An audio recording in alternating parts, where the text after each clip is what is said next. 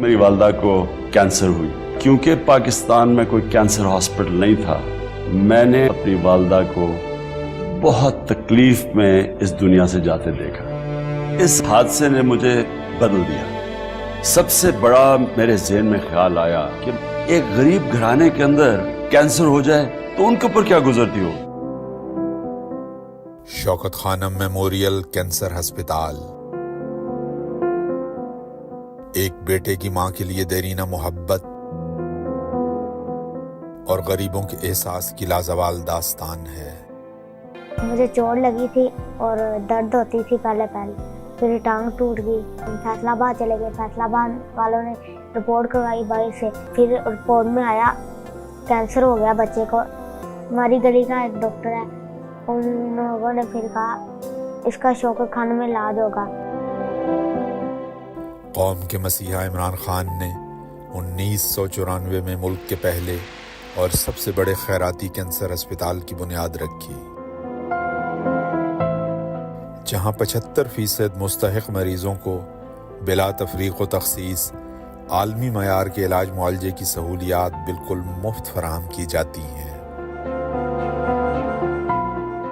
میرا بیٹا ذرا سے بلڈ کینسر ہو گیا تھا. اس مشکل وقت میں سب اپنوں نے ساتھ چھوڑ دیا اور ایک ساتھ تھا وہ عمران خان کا، جن کی وجہ سے آج میرا بیٹا بالکل ٹھیک ہے اور صحت یاب ہے. میں عمران خان کو دل سے دعا دیتی ہوں. میری 5 سال کی بیٹی حبیبہ جو ٹی وی میں بھی عمران خان صاحب کو دیکھ لینا تو وہ کہتی عمران خان صاحب آ گیا، وہ چینل وہیں پہ روک لیتی ہے اور خوش ہوتی ہے اور کہتی ہے شوکت خانم زندہ باد، عمران خان زندہ باد. اب تک لاکھوں مریض بہترین علاج کے باعث کینسر جیسے موذی مرض کو شکست دے کر زندگی کی جانب لوٹ چکے ہیں. میری بیٹی کو پچھلے دنوں نا برین ٹیومر ہو گیا تھا، تو میری بچی یہ ہے اس کو نظر آنا بھی بند ہو گیا تھا، لیکن ہم آپ کے بہت شکر گزار ہیں. یہ پہچان نہیں پاتی تھی کہ یہ میری ماں ہے یا کوئی اور ہے، نظر یعنی کہ بند ہو جاتی تھی. لیکن اللہ کا لاکھ لاکھ شکر ہے کہ ہمیں شوکت خانم کا ہی ایک راستہ ملا اور اس میں میری بچی آج ماشاءاللہ دیکھ سکتی ہے آپ کو.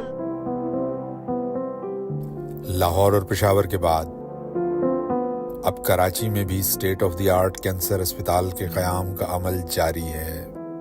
میرے پاس ایسے الفاظ نہیں ہیں کہ میں جن سے آپ کا شکریہ ادا کروں.